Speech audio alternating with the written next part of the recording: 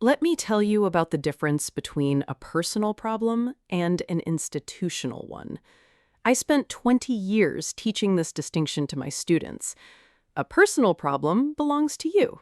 You handle it privately. You absorb it. You manage it. You decide what the people around you need to know. An institutional problem belongs to something larger than you. It has rules, processes, obligations. People whose job it is to address it, regardless of what the personal cost to any individual might be. I am a historian. I have spent 20 years teaching my students that the decisions people make at the intersection of personal and institutional, the ones where the private and the public collide, those are the decisions that define not just who a person is, but what the institutions they inhabit are willing to tolerate. My name is Grace Holloway. I am 46 years old. I am a professor of American history at Whitmore University in Philadelphia. My husband is the Associate Dean of Academic Affairs at the same institution, and the decision I made last spring, the one at the intersection of my marriage and my university, is the decision I am still learning to live with. Not because it was wrong, because it was right. And the right decisions, I have learned, are not always the ones that feel good when you make them. My name is Grace Holloway. I am 46 years old. I grew up in Princeton, New Jersey, the specific environment of a university town where academic life is simply the texture of everything, where the rhythms of a semester shape the rhythms of a year, where the distinction between a town and an institution is blurred in ways that are sometimes beautiful and sometimes clarifying about the nature of power. My father was a literature professor. My mother ran the administrative offices of the graduate school. I grew up, in other words, inside the specific world that would eventually define my life, not because it was imposed on me, but because I chose it at 17 with the specific certainty of someone who has found the environment they were shaped for. I went to Yale for undergraduate, Columbia for my doctorate. I wrote my dissertation on the political uses of historical memory in post-Reconstruction America and defended it at 28 to a committee that argued for 40 minutes after I left the room and gave me the degree unanimously. I have been at Whitmore for 14 years. I have tenure. I have a course on American memory and national identity that has for 7 consecutive years had a wait list by the second week of registration. I love what I do.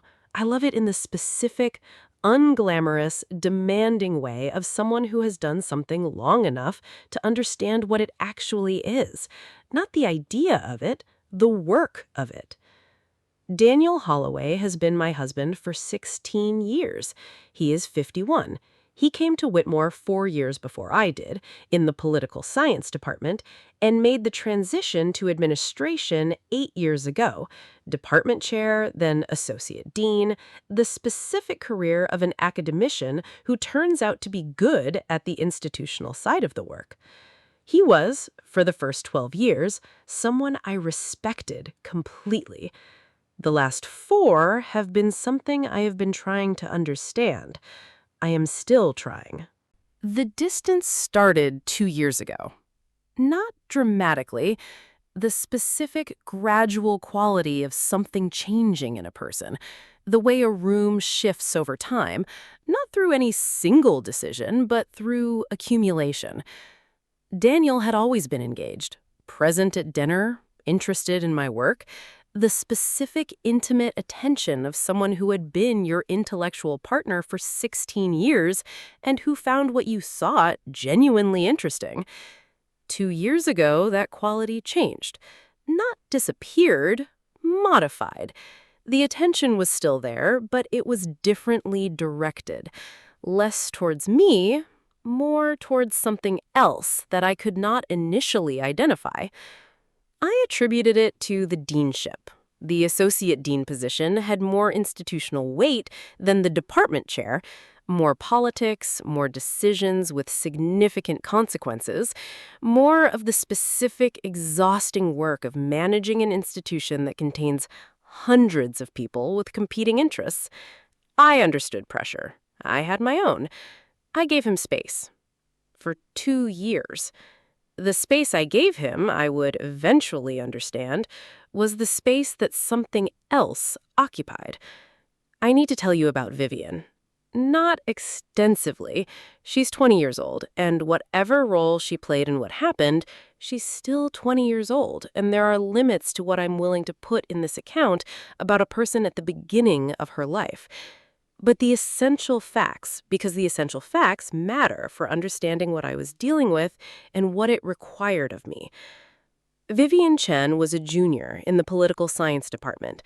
She was enrolled in Daniel's seminar on comparative governance, a small upper division course, 12 students, the specific intimacy of a graduate-level seminar taught at the undergraduate level. She was ambitious in the specific, visible way of students who are not yet certain whether their intelligence matches their ambition, but are determined to find out. She was also, and I say this without malice and with the specific honesty it deserves, someone who understood, at 20, the value of proximity to power. This is not uncommon. Ambitious students understand that the professors who write their recommendation letters, who know their work, who can open doors in graduate school applications, these relationships have value. What Vivian had decided and what Daniel had permitted was that the value of that proximity could be extended in a specific direction, a direction that crossed every line that exists in a university for the most fundamental reason. The power in that room was not equal. It had never been equal, and Daniel knew it. I found out on a Wednesday in February. Not through surveillance, I want to be clear about this, because the method matters. I had not followed Daniel. I had not gone through his phone. I had not hired anyone. I went to the library, the Whitmore University Library, specifically the East Reading Room, on a Wednesday evening at 7, to retrieve a manuscript I had left in my carrel. Daniel had told me he was in a faculty governance meeting. The faculty governance committee met in Drinker Hall, on the opposite side of campus. I was in the library. I went to the elevator. The elevator doors opened. Daniel was inside, with Vivian. They were not, I will not describe it in explicit terms, but they were in an elevator together at 7 p.m. with a quality of proximity that was not the proximity of a professor and a student discussing coursework. They saw me. The elevator doors stayed open for approximately 3 seconds. I stepped back. The doors closed. I stood in the library lobby. I thought about 3 seconds, about an elevator, about a faculty governance meeting that meets in Drinker Hall, and then I thought about something else, something that arrived with the specific cold clarity of a historian who has spent 20 years thinking about institutions and the decisions people make inside them. This was not only my problem. I went to my carrel. I retrieved the manuscript. I walked home. Daniel came home at 9:15. He said the meeting had run long. I said, "How was governance?" He said, "The usual, long." I said, "What was the main agenda item?" He said, "Budget allocation for the spring symposium. Nothing exciting." I said, "Sounds like a long evening." He said, "It was." We watched television. We went to bed. I lay in the dark, and I thought about 3 seconds in an elevator. And I thought about what I knew about power and consent and institutional obligation. And I understood by midnight that what I was holding was not only a betrayal of my marriage, it was an abuse of institutional power, and the institution had processes for that.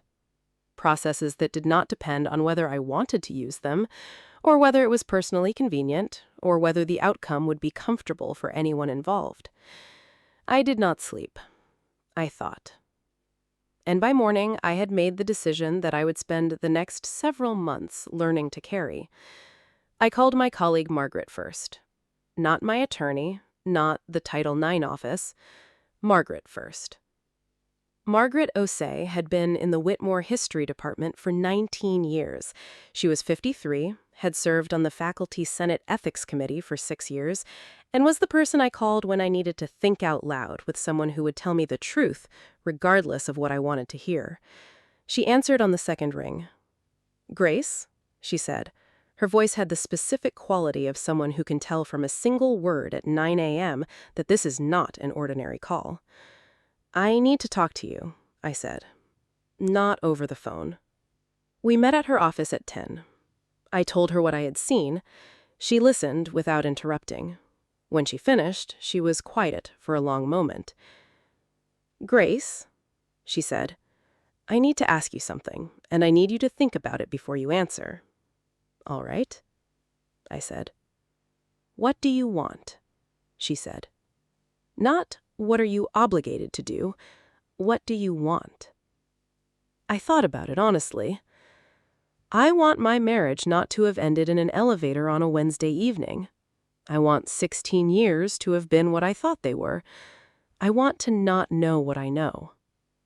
"Yes," Margaret said. "But that's not available." "No," I said. "Then what do you want from what is available?" I thought about Vivian, 20 years old, in a seminar, with a grade and a recommendation letter and a future that were in Daniel's hands. I said, "I want the institution to do what the institution exists to do. I want the process that exists for exactly this situation to be used."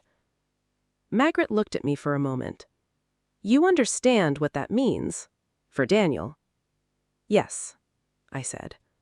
"And for you?" "Yes," I said. She nodded. "Then you know what you need to do, and you know where to go." The Title IX office at Whitmore University was on the 3rd floor of the administration building. The coordinator's name was Dr. Patricia Wells. She was 50, careful, with the specific professional steadiness of someone whose entire job is to be the stable point in situations that are, for everyone involved, destabilizing. I made an appointment. Not under my name, under a request for information, the mechanism the university had for people who needed to understand the process before they initiated it. I went on a Friday afternoon. I told Dr. Wells what I had seen. She listened with the specific quality of trained attention, not reactive, not expressive, simply present and absorbing. When she finished, she asked questions. The relationship of the parties, the nature of the course, the power differential, what I had directly observed. She asked whether I had additional information beyond what I had seen. I told her I did not. I told her what I had: the elevator, Wednesday evening, the specific proximity, the fact of Daniel's position relative to Vivian's academic standing. "Dr. Holloway," Dr. Wells said, "I want to be clear about what happens if you file a formal report. You understand that the process, once initiated, is not under your control to stop." "I understand." "The institution will conduct its own investigation. The outcome will be determined by that investigation, not by your preferences, or your husband's, or the student's." "I understand." "And you understand that your position at this institution and your personal relationship with the respondent will both be known to the investigators." "I do." She looked at me for a long moment. "Why are you here, Dr. Holloway?" she asked. "As opposed to handling this privately." I thought about how to answer. "Because Vivian Chen is 20 years old, enrolled in my husband's seminar, and the power in that room is not equal, and the institution has a process for exactly that situation, and I am a member of this faculty, and I know what the process is and what it exists to do." Dr. Wells looked at the file she had been making notes in. "Are you prepared to file a formal report today?" "Yes." I told Daniel that evening. Not what I had done, not yet. What I had seen. The elevator. Wednesday. 7 p.m. He was in the kitchen when I told him. making dinner. The specific, ordinary domestic act of a Wednesday evening in a marriage of 16 years. I sat at the kitchen table. I said, "I need to tell you something, and I need you to let me finish before you say anything." He put down what he was holding. He turned around. I told him what I had seen. 3 seconds in an elevator. His face while I spoke was, I want to be precise about this because it matters, not the face of someone hearing something false. It was the face of someone hearing something true that they believed would not arrive this way. When I finished, he said, "Grace, I'm not done," I said. He waited. "I filed a report with the Title IX office this afternoon, with Dr. Patricia Wells. You will receive notification from her office, probably Monday." The kitchen was very quiet. "You filed," he said. "Yes," I said. "With the university?" "Yes," I said. "Grace, this will—" "I know what it will do," I said. "I thought about it for 2 days. I know what it will do." "To my career?" "Daniel," I said. He stopped.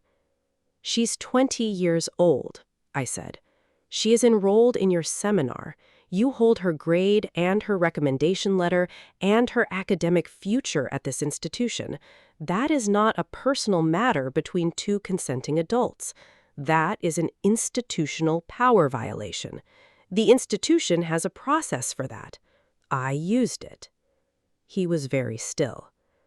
"I'll be staying with Margaret for a few weeks," I said. "My attorney will be in touch." I stood up. I packed a bag. I left. The 2 weeks at Margaret's were the quietest of my life. Not the hardest. The hardest had been the Wednesday evening, the elevator, the walk home, the night of not sleeping. The quietest. Margaret's spare room, a single bed, books, a window that looked out over a yard where a maple tree was, in February, the specific bare architecture of a tree that had not yet decided whether to come back. I worked. This is the thing people do not expect when I tell this story. That I worked. That I went to my office. That I taught my classes. That I read the manuscripts on my desk and responded to my graduate students and attended the 2 faculty meetings that fell in those 2 weeks. I worked. Because the work did not stop. Because the work was not what had been broken. Because I had students who needed me to be present, and I was going to be present. And because the specific discipline of the work, the structure it provided, the forward motion of it, was the only thing in those 2 weeks that moved in a clear direction. Everything else was proceeding on its own timeline. The investigation, the calls from Daniel's attorney, the specific academic grapevine of a campus where nothing stays private for long. All of it moving. I let it move. I went to my office. I taught American history. I did my work. Margaret asked me in the second week whether I regretted filing. We were at her kitchen table, late evening, tea. The specific, comfortable intimacy of 2 women who have known each other for 14 years and have arrived at the kind of friendship where difficult questions are asked directly because the relationship can hold them. "Not the filing," I said. "No." "But," she said. "The Wednesday evening," I said. "I regret what I saw. I regret that it was true. I regret 16 years of believing something that wasn't entirely what I believed." "That's different from regretting the report," she said. "Yes," I said. "It's completely different." "Then what are you sitting with?" I thought about it. "The cost," I said. "Not to me. I understood the cost to me before I filed. The cost to Vivian." Margaret looked at me. "She didn't come to me," I said. "She didn't report. She may not have experienced it as something that needed reporting. She may have—" "Grace," Margaret said. "I know," I said. "I know what the research says. I know what the power differential means in practice. I know why people in her position don't always experience it the way the framework describes it. But she's 20 years old, I said, and the process is going to be significant for her, regardless of what she thought she was choosing. Yes, Margaret said, it will be. We sat with that. The tea, the kitchen, the bare maple outside. You still don't regret it, Margaret said. Not a question. No, I said. But I'm carrying the cost. That's what the right decision feels like sometimes, Margaret said. I know, I said.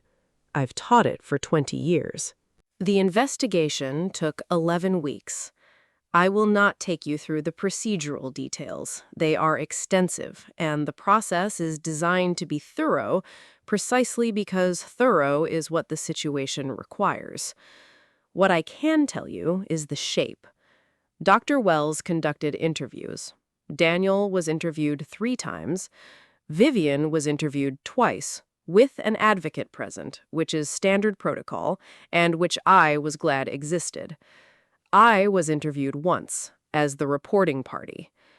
Other people were interviewed, people who had observed Daniel and Vivian in professional contexts, who could speak to what was knowable about their interactions. The investigation was conducted according to the university's established procedures. Those procedures exist for the reasons they exist. I trusted them. Not blindly, I trusted them because I had read them and understood them and believed that they had been designed, imperfectly but genuinely, to address exactly this kind of situation. The findings came in May. Dr. Wells presented them first to the provost's office. I received notification of the outcome as the reporting party. The language was careful. Institutional language always is, but the substance was clear. The relationship had been found to constitute a violation of the university's faculty-student relationship policy. Daniel's position of evaluative authority over Vivian had been a central finding. The recommended consequences were detailed in a separate administrative proceeding that was not mine to read, but the finding was clear. The institution did what the institution existed to do. Daniel's administrative consequences are not entirely mine to tell.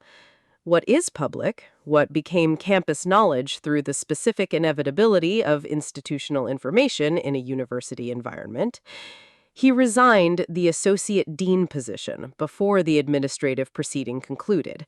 He remained on the faculty, tenured as he was, which is a specific protection that exists for reasons that are not always comfortable in situations like this, but that exist for reasons I actually understand and do not think should be casually discarded.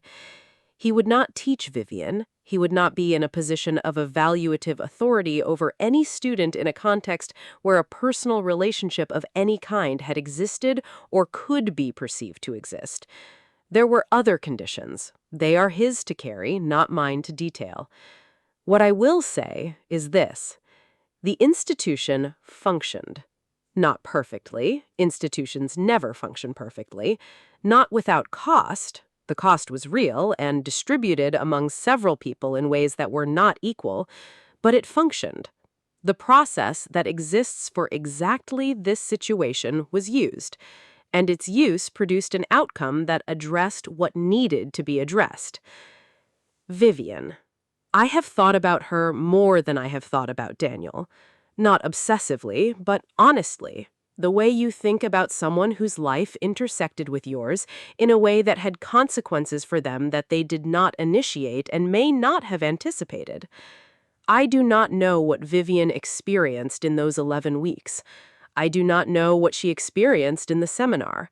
I do not know whether she felt victimized or betrayed or something else entirely, or some combination that doesn't have a clean name. I know the framework for understanding what the power differential in that relationship meant. I know the research on how people in positions of less power experience relationships with people in positions of more power.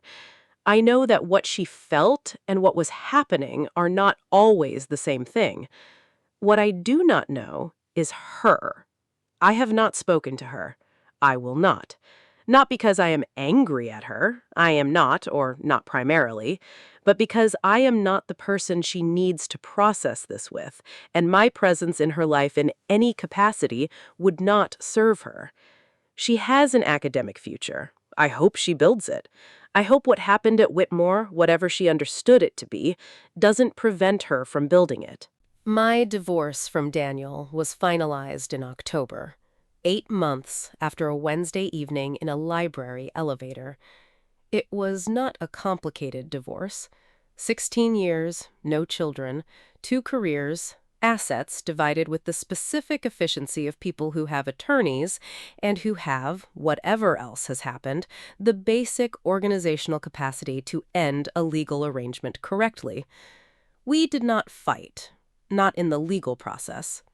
The one conversation we had, the only one outside of what was mediated by attorneys, was in August. He called me. I answered. He said, "I want to tell you that I understand why you filed." I said, "All right." He said, "I don't mean that as an absolution for myself. I mean it as, I thought about it for a long time, what you did, what I would have done if our positions had been reversed. And," I said, "I think you did the right thing," he said. I sat with that for a moment. "Thank you," I said. "That matters to me."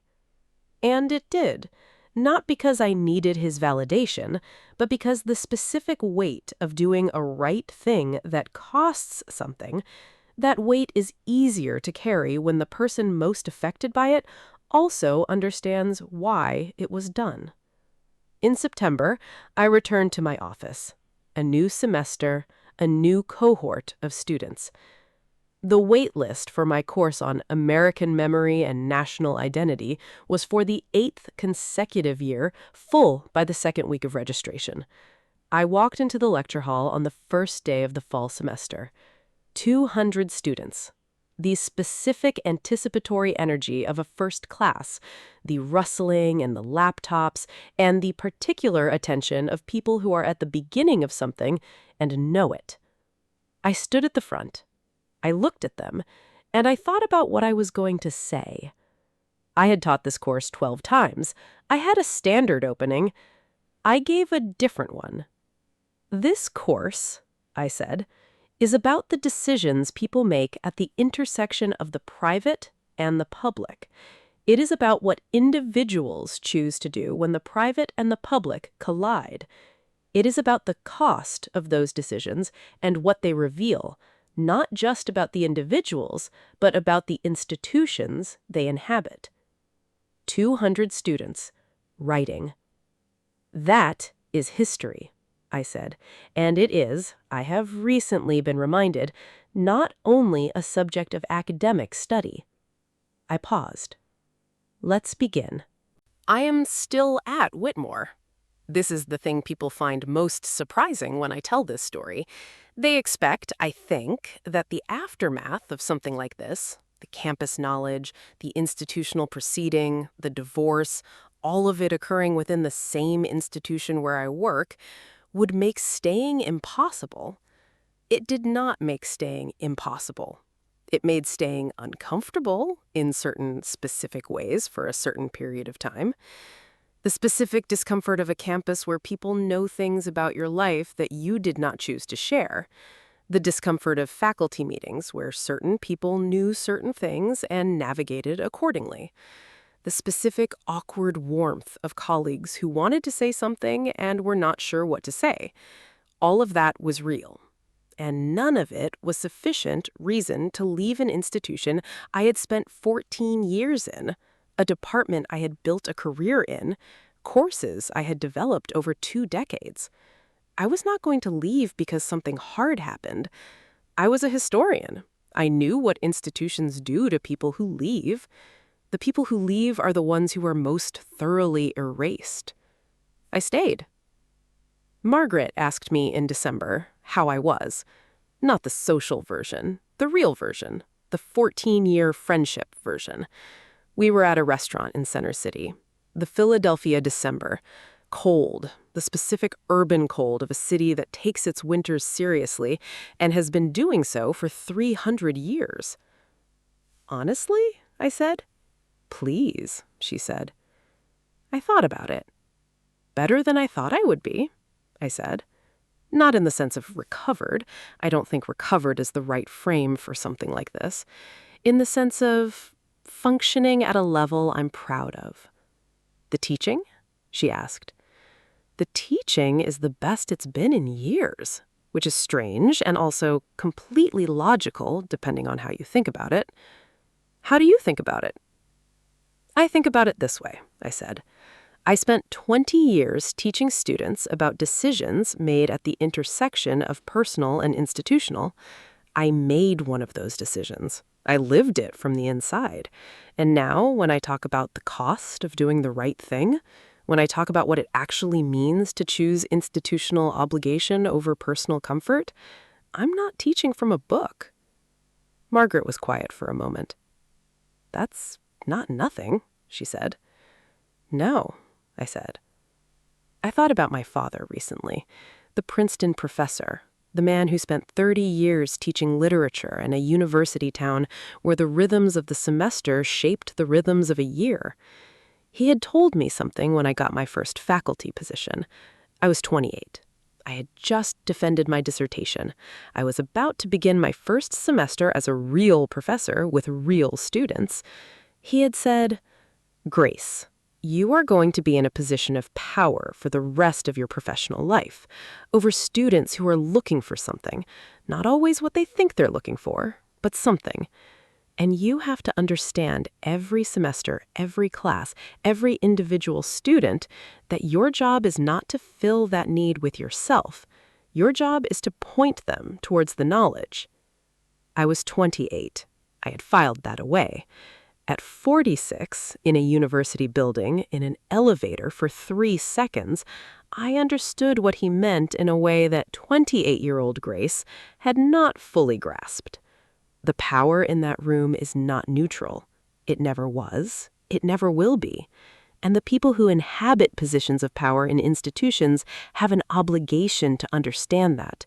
Not aspirationally, structurally, procedurally, in the decisions they make every day about how they use what they have been given.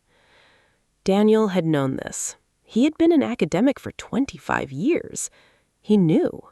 And he had chosen otherwise. And I had reported it, because the institution had a process for that. And the process existed for a reason. My course this spring is a new topic, a departure from the standard offering, still American history, still in my area, but organized around a specific question that I've been thinking about for the past year. The question: when does institutional obligation override personal loyalty? And what do the cases where individuals chose one over the other tell us about the health of the institutions they inhabited? My graduate assistant, a second-year doctoral student named Priya, who is 25 and brilliant and does not yet know how brilliant she is, looked at the syllabus and said, Dr. Holloway, this is a different kind of course than your usual offering. Yes, I said. Is it based on something you've been thinking about? I looked at her. 20 years of teaching, I said, and 1 year of living it. She looked at the syllabus. I think students are going to find it important, she said. I hope so, I said.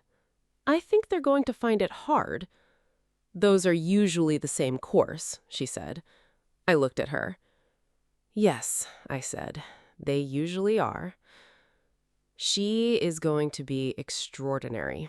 I'm going to write her the best letter I have ever written when she goes on the job market. That is my job, to point them toward the knowledge, not to fill their need with myself. My father knew. I know now. That's the whole story, or the part I'm ready to tell. I want to say something about institutions, about what they are and what they are for, and what happens when the people inside them choose to use the processes that exist or choose not to. Institutions are imperfect. I know this for 20 years. I know all the critique. I know the ways that processes designed to address power can themselves reproduce the dynamics they were created to counteract. I know all of that. And I still filed the report. Because the alternative, handling it privately, absorbing it as a personal matter, making a quiet arrangement that protected the institution from the discomfort of its own process, that alternative was not available to me. Not because I'm a hero, because I'm a historian. Because I have spent 20 years in a classroom teaching students that the decisions people make at these intersections, personal and institutional, private and public, comfortable and costly, are not abstract. They are not only in the books we read about them, they happen to people. In elevators, on Wednesday evenings, in the specific, ordinary circumstances of a life that contains both a marriage and a profession, and an obligation to both. And when they happen, when you are the person standing in the elevator lobby understanding what you have just seen, the question is not whether you want to, the question is whether you are who you have spent your life claiming to be. I had spent 20 years in a classroom. I knew the answer. I am still at Whitmore, still teaching, still the person my father told me to be, still learning every year what that costs and what it is worth.